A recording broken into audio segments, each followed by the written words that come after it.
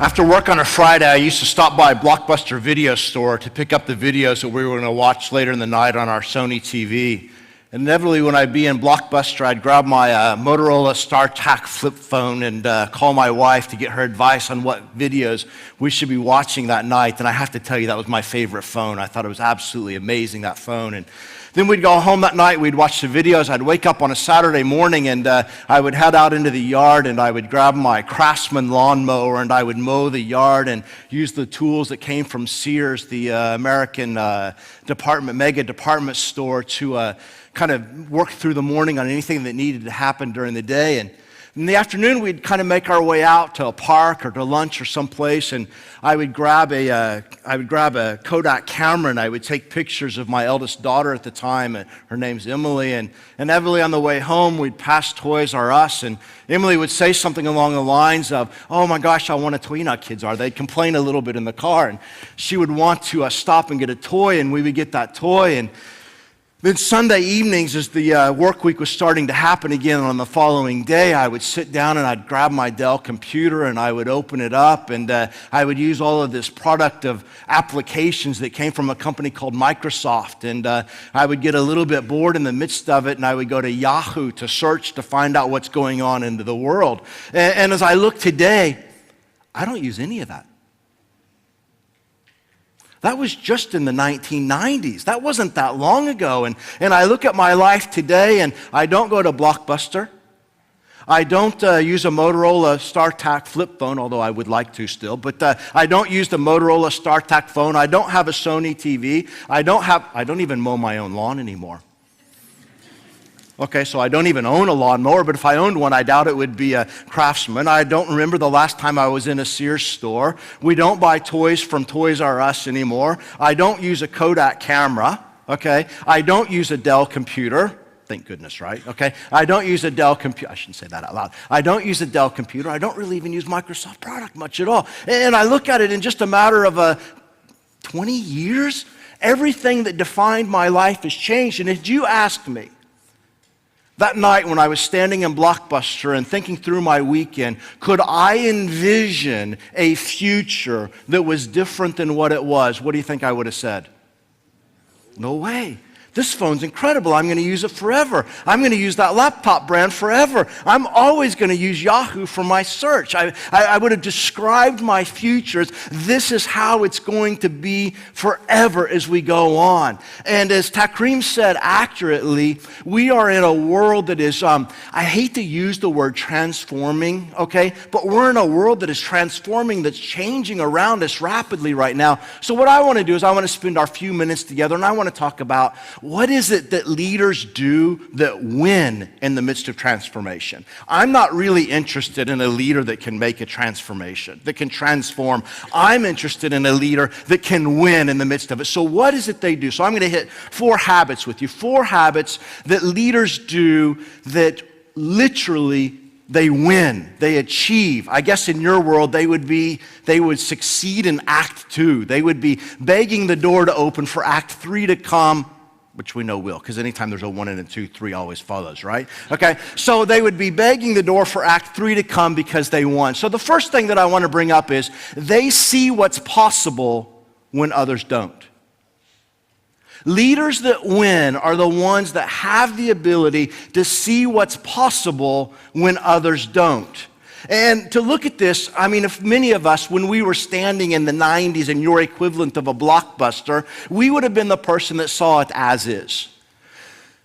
When I went to Blockbuster to find the video. And people would talk about we should copy Blockbuster. We should have our own video shop and we should copy what Blockbuster is. Those are people that have low possibility. When they look to the future, they're low possibility thinkers and they see the world from today's perspective. Now the progressive thinkers, now let's go back into the 90s to catch this. Let's get into that moment. The progressive thinker, this is the guy that had high possibility thinking but still looked from today's perspective. He saw things as is plus some. You know what? It would be great if we sold DVDs. Fair? That was the progressive thinker. He's the one that said, let's sell DVDs instead of the videos there. And we would look at him and we're like, wow. You're so progressive in your thinking there. But unfortunately, there's a lot of people that we had to interact with and you have to interact with, and they would be the ones that are low possibility thinkers, and they can look to tomorrow and they can tell you why it can't be. No, no, no, no. You can't do the DVDs. That's a bad idea to use the DVDs. And matter of fact, you should be really careful about, catch this. Can I just play this out? Are you ready? Be careful about those videos because one day they're going to be disrupted, but don't do those DVDs. And they would be the ones that could tell you why it can't happen, why it's not going to go on. They're the ones that today they tell you because of oil prices, there's no deals that are going to go on. They're the ones that tell you because of currency fluctuations, we're absolutely screwed in the markets that we're in the room. They're the ones that tell us, how in the world are we going to get money out of Nigeria? Okay, and they begin to start laying out all of these issues. And they're the first ones to raise the hand straight up in the air and tell you why you cannot achieve what you're trying to achieve. I like them. And I'm sorry, if any of you are in the room or that person, we wouldn't get along well as friends. Okay? Because I like the guys who are in the other category. I like the guys that are high possibility thinking and they look to tomorrow and they see what can be. No matter what happens, they look at what can be. So I was with an airline. And we're friends, right? And we have like lots of trust, so whatever we say stays in the room. This is like Vegas of speaking world. Is that okay? So I was in the airline and I was sitting down with like 9th floor level leaders, if you guys understand what that phrase means, in one of the airlines around town, but that would be like the guys at the top. And I started to hear, you know what, there's overcapacity in the market and things are really tough right now and they're going on and you just don't understand. And I'm listening to them for a moment and they're talking, I won't give their numbers, but they were talking about the load factor not being at the level they want it to be and the rate being suppressed a little bit as well. And they were having this discussion. And they were saying, yeah, and it's because of overcapacity. I said, really, because of overcapacity? I said, yeah. I said, did somebody get on Qatar Airways plane? They said, well, yeah. I said, well, did it fly empty? No. I said, did Etihad's plane fly empty? No. Did British Airways plane fly empty? No. Did these other planes fly empty? They said no. I said, then shut up about overcapacity because people are choosing to get on an airplane someplace. The question is, what do you need to do to get them onto, my slide's gone. What do you need to do to get them onto your airplane? What can be? Where's the opportunity? And as leaders that win, they're not limited by their perception. They're the leader that looks and they see what's possible. They see what others can't see, what they're not seeing today. Now, I was with Marriott and Starwood about 2 weeks ago, and their sales team, and they were beginning to figure out what are they going to do as this mammoth Marriott and mammoth Starwood come together. And we were in the room kind of trying to dream about the future and what do you really look at across the Middle East and Africa. And as we were working, I had an epiphany I've never had before, and I'm a bit embarrassed. I should have had this epiphany 15 years ago, okay? But I had it in the room that day. As they're talking and we're talking about what's going on, I looked at them and said, guys, isn't a hotel a finite asset? And they looked at me and said, what are you talking about? I said, no, follow this thinking for a moment. A hotel is a finite asset. I said, this hotel we're in today, how many rooms are they? They said, there's 400 rooms. I said, okay, what's the average rate per night? They said, 1,100 dirham. I said, fantastic. And I did the math on that. I said, how many F&B covers are there, seats in the restaurants? They told me the number, and I said, and the average ticket price? I said, 70 dirham. I did the math on that. I said, how much meeting space is there, and what would you get per day on the meeting space? And we did the math on it. I said, this particular hotel is worth $46 million. And instantaneously, here's the word that came to me. Don't ever tell the owner that. They said, because the owners don't actually think of their assets that way either. And in the discussion point, I said, no, let's follow this. Let's really follow what we're looking at right now in this particular scenario. I said, you're having a discussion about how do you go from 60% to 61% or to 62%, correct? They said, yeah. And you're looking at how do I go from 1,100 to 1,125 dirham. I said, yes, incremental improvement, okay, in regard to the change. I said, no one is talking about the fact that 40% of your beds are not being slept in. Or 70% of your seats in the restaurants no one's eating at right now. And they caught it, and all of a sudden they shifted into the room, and they started looking at that possibility side, and they started dreaming about what could be and beginning to think and to say, wait a minute, what's our opportunity? Let's stop talking about 60% to 61%. Let's come over here. And you want to know the magic thing? Unbelievable. 3 people per day is worth 10 million to them across the Middle East and Africa. 3 people per day. 3. And the best part of the 3 is it's not even 3 new people to stay with them. It's simply 3 people that are staying to go eat. So they took this rather complex, difficult industry. Can we call them industry traps? You guys know those, right? Okay. We have these industry handcuffs. They took these industry handcuffs and they said, let's take these off and let's begin to think about what's our opportunity and what we could be looking at. And as they began to look at it from a different perspective, they said, 3 people can make an enormous difference on our P&L. 3 people can get 10 million more, which is a big number for their in the world that they were playing in right there. 3 per day per hotel. And what we need to be, leaders that win, are the leaders that can see the opportunity. They see what others don't see. Last February, about a year ago, I was with Kevin Chaw. Kevin is the president of the Middle East and Africa for LG. It was February 2016. We were sitting in his office, and I turned to him and I said, Kevin, tell me, or actually Mr. Chaw, because he's Korean. I said, Mr. Chaw, can you tell me what's the year look like for you? He said, it's a bit cloudy. Well, I think we would all agree with the cloud statement, correct? Even if we looked at 2017, we may say some of those clouds are hanging around a little bit longer than we really want them to be hanging out around in the markets we're in. Now, I've done my job for a long time, so I don't respond immediately. I turned to him and said, is that good or bad? Because the initial assumption is that cloudy is bad. And Mr. Chaw looks up and he smiles and he goes, very good. So what do you mean? Cloudy is good. He said, it's very, very good. He said, here's the reason why clouds are good, because when it's sunny for us, it's sunny for everybody. He said, but we have the boldness and the courage to act in the cloudy day when everybody else is waiting for the sun to come out. And by the time the sun comes out, we've already won. So that's point 1, see what others are not seeing. The second point that I want to draw your attention to is that leaders create an environment where others succeed. They are obsessed with this. You're going to talk later today about time, tone, and team. And this is really the backbone of what makes a great team, creating that environment where others succeed. Now, there's a guy in Dubai, his name's Sultan bin Sulayem. Sultan started the Free Zone at Jebel Ali Free Zone and DP World and all of these elements. But when Sultan was 31 years old, it was 1986. They just opened the Free Zone a year before, and he was negotiating with the first mega company to come inside Jebel Ali. This was like a Sony or some Japanese, Panasonic, somebody from Japan. I don't remember the exact company.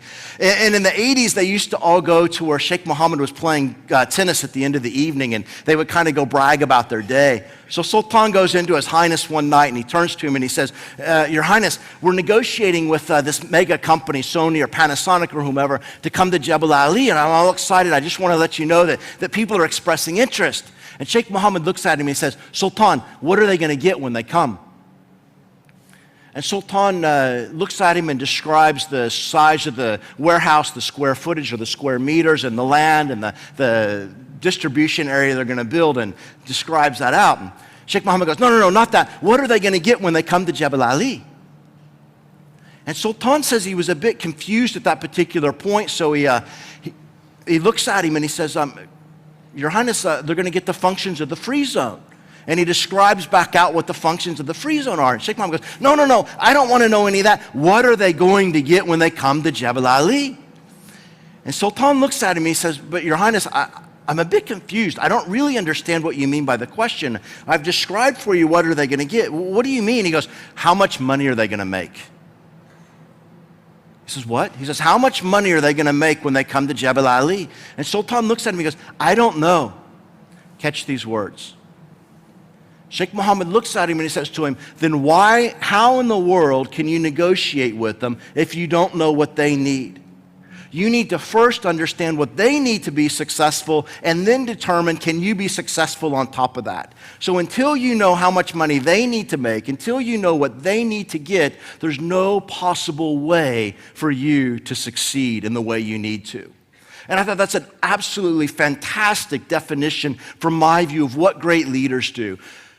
Your first thought every day and your last thought every day should be, how have the people around you created and succeeded? What have you done to create that environment for them to succeed? We run something called a success session.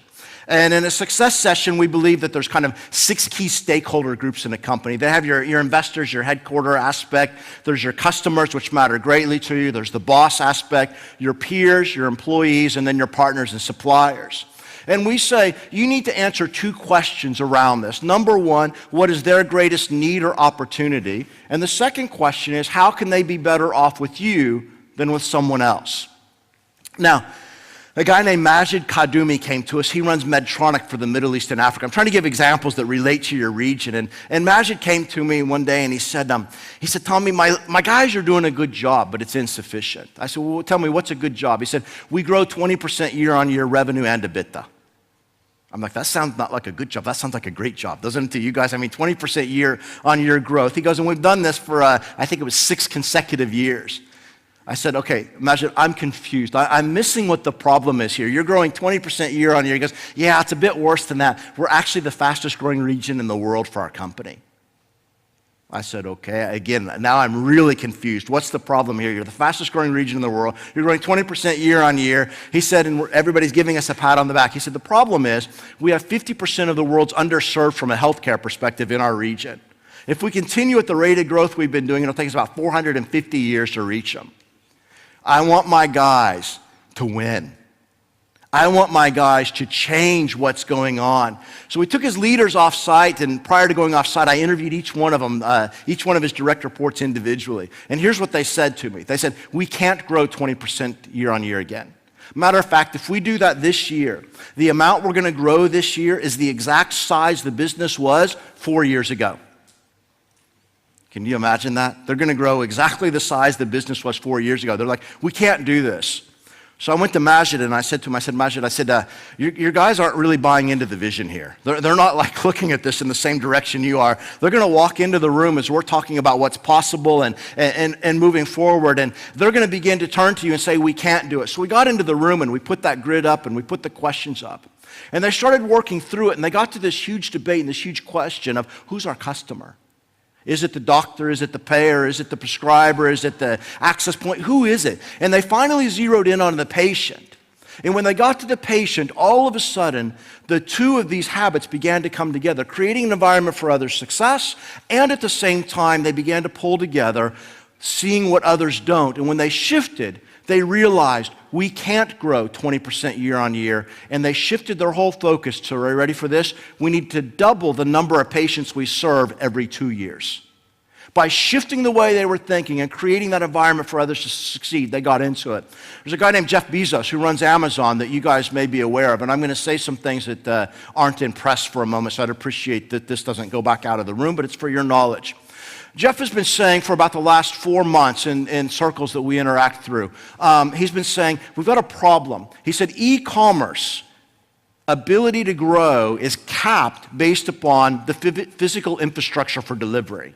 And he's talking in the U.S., okay, and the world. But can you imagine? I mean, he's really aching in the U.S. on this pain. Can you imagine how much worse it is here? All right, because our ability to do physical delivery is problematic. So he sat back and he said, our rate to grow, e-commerce in general, not Amazon's, e-commerce is capped on its ability to grow year on year based upon the physical infrastructure of delivery. So he stepped back and he said, basically putting that graph back up, and he asked this question: what does the shipping line need to do to succeed? What does the port operator need to do to succeed? What does the airline need to do to succeed? What does the final mile need to do to succeed? And what can we as Amazon do to help all of those people succeed, make money, grow, do more than they ever dreamed of? Because when they do, they will open the channel up, speed it up, and our business can grow. But the point in here that I love is stopping and looking at it and saying, what can we do to help the others? And the next point comes back to, and this is in regards to keep the focus. Where you look as a leader, your people are going to look. Now, I have this I don't know, I'm a bit obsessed on leadership, and obsession's probably the right word, okay? Like maybe to the, I need clinical help type of the obsession in regard to this conversation, but I'm a bit obsessed on it. It's the only thing I've ever studied in my life. So whenever I find out what a leader's habits are, I like to ask them about, like their hobbies and the different things they do. I like to ask them. So I was sitting down one day with a guy who happened to be an equestrian endurance world champion, all right? So an equestrian endurance race is for the horse world, the equivalent of a marathon for the runners. So in a marathon, it's about 42 kilometers. It takes, for a world champion, we're flirting close to the 2-hour point, just 2 hours and a few minutes right now. For a good, healthy, strong hobbyist runner, it's about 4 hours. For the guys that think they can run, but they're not really good hobbyists, it's about 6 hours. And for the rest of us, it's about 6 hours by car. Okay, so that's on this side. An equestrian endurance world championship race is 160 kilometers long, and it takes around 10 hours on average to compete, to finish. Okay, it's like you win at about the 10-hour point, which is an important thing. So I turned to this guy one day and I said to him, I said, please, can you tell me what you've learned about leadership from your hobby? And he went through a couple of points real quick. First one is you need to know your horse's breaking point. He said because if you push your horse over its breaking point, he goes lame and can't finish the race. And he says, and if you don't push him up to it, he becomes lazy and slow. And he said your people are the same way. You need to know their breaking point, because if you don't push them up to their breaking point, they become lazy and slow. If you push them too hard, they break and go lame. You need to know their breaking point. I thought, good point. The second one, he said, Tommy, the second thing that you need to know is take care of your horse before you take care of yourself. So just as in a marathon you're running along and there's water stations every 5 kilometers. You know, watch the runner grab the water, take a sip, pour it down his back, and throw the bottle on the ground and create a hazard for every other runner. And in a equestrian endurance race, you'll find the same thing. And they give the water to the horse first, and catch this word, if there's any left over, if, then you take it for yourself. Same thing for your people. Take care of your people first, and then take care of yourself. I thought it's good advice. It's great advice, and these points will play out a lot when you talk about team later today. But the last one really caught my attention. He said, you need to keep in mind where you look, the horse will go. Now, would you guys agree that the chair you're sitting in now is substantively more comfortable than sitting on the back of a horse? Yes. Okay, can you imagine sitting in that chair for 10 hours? Not at all, right? So there you are. He goes, you're on the horse, you're riding along, 10 hours, you're in there, and you're in the saddle, and you're going on, and it gets a little bit boring. He said the race does get boring in the middle point. You look over to the side, and you see some nice flowers, and the temptation when you see the flowers is to turn your head and to look at them, but when your head turns, your shoulders turn, and when your shoulders turn, your hips turn, and when your hips turn, the horse turns. He said, Tommy, it's 2 to 3 seconds. It seems like nothing at all. But those 2 to 3 seconds can make the difference between being in first place and second place at the finish line. Where you look is where your horse is going to go. And that brings us to something that we, as leaders, we really need to be conscious of. And that's the fact that where we look, our people are going to go. What you talk about is what they're going to talk about. So when I stand there and I say to them, you know, the market's tough today, what do they begin to believe? The market's tough. But when I take that same phrase and I say, it's the winners who find the opportunity in a tough market, what are they thinking about now? Winners and opportunities. I'm being realistic. I'm being honest with them. But now all of a sudden I've taken it from a tough market and a conversation about that to winners and opportunity, which is what I want to discuss. Now, what we use is you're here today and you got this idea of what's possible, what you want to achieve this year, your double-digit growth. They're going to announce it in the next couple of days, so get ready for it, okay? So this double-digit growth opportunity that's sitting before you is what you want to talk about. And then we come in and somebody, remember that upper left box, low possibility tomorrow thinkers? And they start telling us why it can't be, what can go wrong. Yeah, but you know the oil price, and they start doing this. And it's comical what we do. Is anybody in the room an oil trader?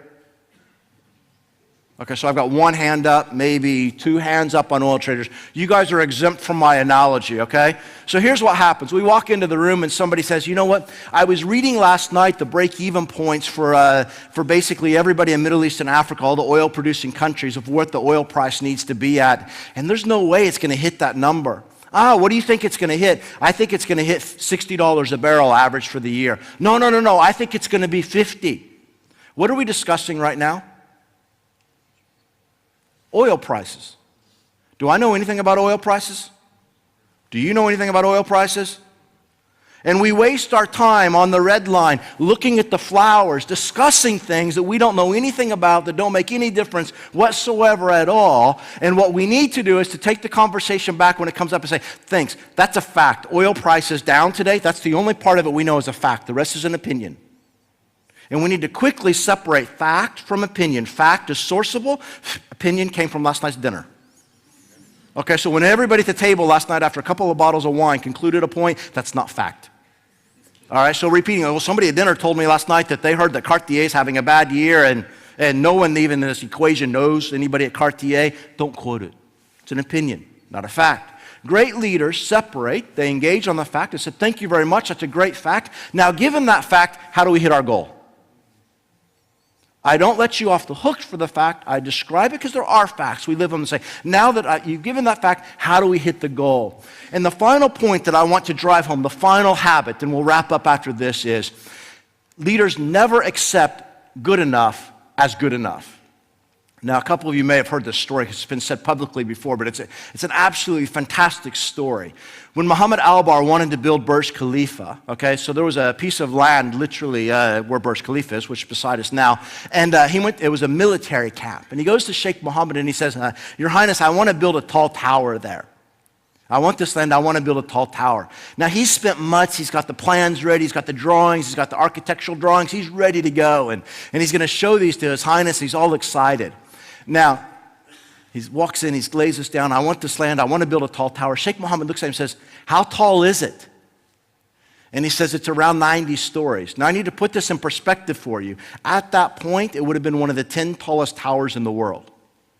Okay, so this is about 18 years ago, okay? This would have been one of the 10 tallest towers in the world when this discussion started, and Dubai didn't have any tall towers like it has today at that point. I mean, nothing at all at that level.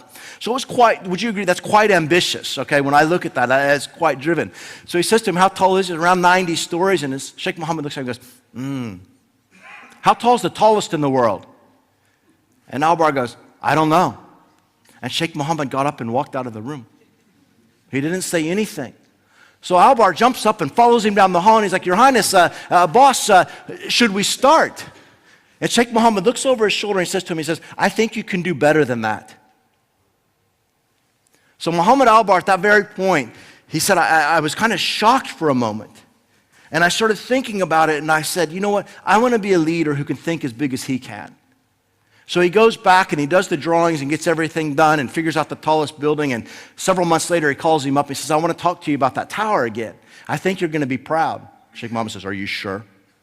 He says, yeah, I'm pretty sure you will be. All right. So they walk into the room and he's got the drawings. He's ready to lay them out. Sheikh Mohammed says, I got one question for you. How tall is it? And Al-Bar goes, it's 40% taller than the tallest tower in the world. And Sheikh Mohammed responds and says, great, when will the cranes be on site?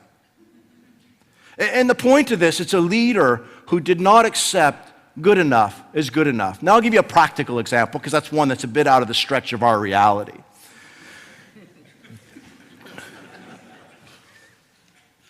It's in your reality, call us, I'm done. Thanks. No, a practical example of this. So the gentleman who has Takreem's role at Red Bull, he was sitting down in January with his team and they were reviewing the plans. And he's sitting in the room and he said, I don't know what happened, but all of a sudden, I felt like I was sitting in the same chair I sat in last year and the year before and the year before and the year before, and was seeing incremental changes in the number of cans that were coming up. But nothing transformative, nothing really different, just a tiny little change along the way. And finally, he looks at me and says, guys, please, can you put last year's presentation away? And he said it kind of in a rough way. And he said, please, can you put last year's presentation away? And they looked at him and said, no, this isn't last year's. It's new, it's this. He goes, no, put all of this away. Stop talking to me about the 50,000 outlets that you're already selling Red Bull in. He said, how many outlets are we not selling Red Bull in? I want that list. And they said, we don't know. He said, that's the presentation I want. Take me back to the opportunity. Let's help more people succeed. Let's focus on where we can really grow and don't accept good enough as good enough. Thank you very much.